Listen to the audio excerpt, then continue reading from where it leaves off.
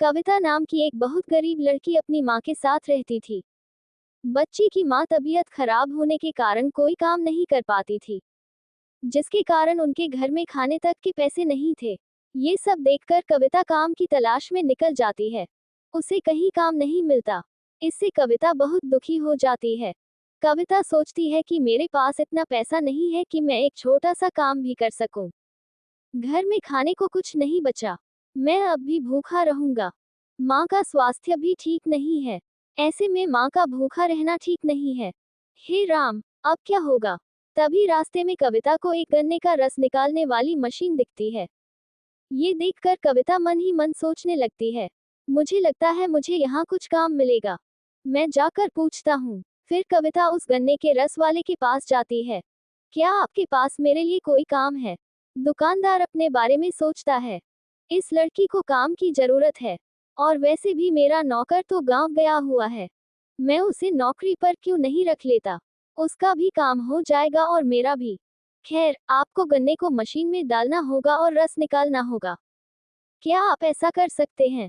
कविता खुशी से उससे कहती है, हाँ हाँ, मैं करूँगा। वही कविता गन्ने को गन्ना मशीन में डालती है और रस निकालने लगती है। इसका मालिक इसे गिलास में डालता है और लोगों को पिलाता है। इसी तरह कविता पूरा दिन काम करते हुए बिताती है। शाम होने पर दुकानदार उसे विदा करता है और कुछ पैसे भी देता है।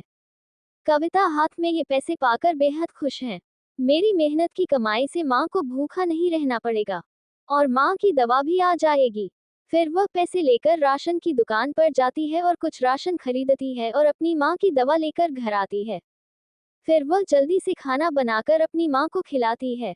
ये देखकर उनकी माँ की आंखों में आंसू आ जाते हैं, और वह आंखों में आंसू भरकर अपनी बेटी कविता से कहती है, मैं भी कैसी अभागी माँ हूँ, जो अपने बच्चे को जीवित दूध भी नहीं पिला सकती। कविता कहती है, माँ, कैसी बात करती हो?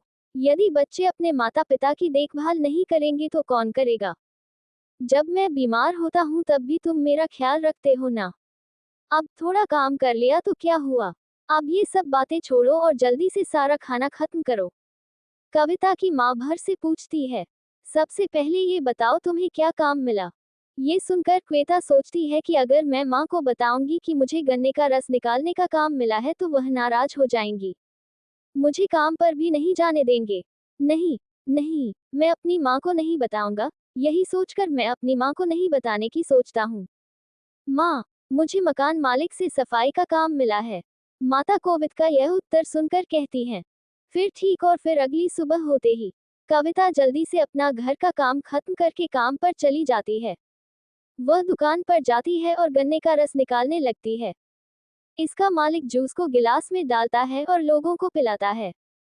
तभी मशीन में चीनी डालते समय अचानक उसके दोनों हाथ मशीन में आ जाते हैं। बेद के साथ साथ उसके दोनों हाथ मशीन के अंदर खींच लिए जाते हैं। कविता दर्द के मारे बहुत चिल्लाती है, मेरे हाथ, मेरे हाथ, कोई मुझे मशीन से बाहर निकालो, कृपया कोई मेरी मदद करें। तब तक कविता के दोनों हाथ मशीन में बुरी तरह फंस चुके होते हैं। कविता बहुत जोर से और बुरी तरह चिल्लाती है और उनके हाथ से खून भी बह रहा है। वह मशीन से अपना हाथ हटाने की बहुत कोशिश करता है। मशीन से दोनों हाथ नहीं हटा सकते। कविता बार बार लोगों को मदद के लिए बुलाती है, लेकिन कोई उसकी मदद के लिए नहीं आता है और देखते ही देखते कविता के दोनों हाथ पूरी तरह से कुचल जाते हैं, जिससे उसका काफी खून बह जाता है, और वह मूर्छित होकर भूमि पर गिर पड़ी और मर गई। इस प्रकार कविता की आत्मा स्वर्ग चली जाती है। कविता की आत्मा अपनी बीमार माँ को याद करती है और डायन के रूप में धरती पर लौट आती है। और डायन अपनी माँ की बीमारी और उसकी मृत्यु से बहुत दुखी है।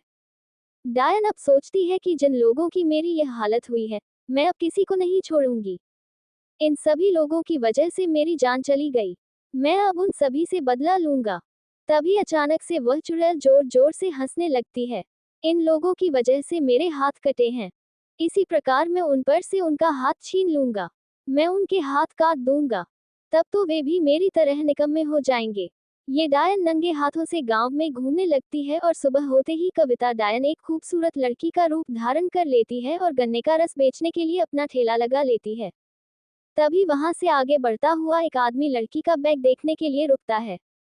फिर वह आदमी लड़की के पास जाता है और उससे ताज़ा गन्ने का रस मांगता है। लड़की कहती है, मैं अभी पी रहा हूँ, लेकिन तुम्हें मेरी मदद करनी होगी। आदमी कहता है, मैं आपकी मदद करने के लिए तैयार हूँ। अरे आप एक बार बोल कर तो देखो। इस आदमी की बातें सुनकर वह चुड़ैल मन ही मन सोचती है, मुझे तुम्हारी जान नहीं बल्कि तुम्हारे हाथ चाहिए। फिर लड़की उस आदमी से मशीन में गन्ना लगाने के लिए कहती है। शख्स लड़की को नहलाते हुए मशीन में गन्ना डालने लगता है। तभी लड़की डायन बन जाती है और जोर जोर से हंसने लगती है। लड़की को इस हालत में देखकर शख्स भागने लगता है, तो वह चुड़ैल उसे पकड़ लेती है। वह कहाँ भागता है? क्या आप ठंडा ताज़ा गन्ने का रस नहीं पिएंगे?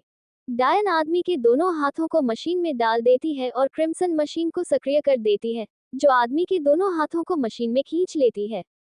और आदमी दर्द से चिल्लाने लगता है। तभी अचानक मशीन में इस शख्स के दोनों हाथ कट जाते हैं और शख्स बेहोश होकर जमीन पर गिर जाता है। तभी एक आदमी उसे ऐसा करते हुए देख लेता है, और वह आदमी गांव में सभी को इस चुड़ैल के बारे में बताता है। फिर गांव के सभी लोग इकट्ठे होकर डायन के पास पहुंचते हैं, जहां वह डायन किसी दूसरे आदमी का हाथ गन्ने की मशीन में डालने वाली होती है। तभी सभी गांव वाले और पुजारी वहां पहुंच जाते हैं।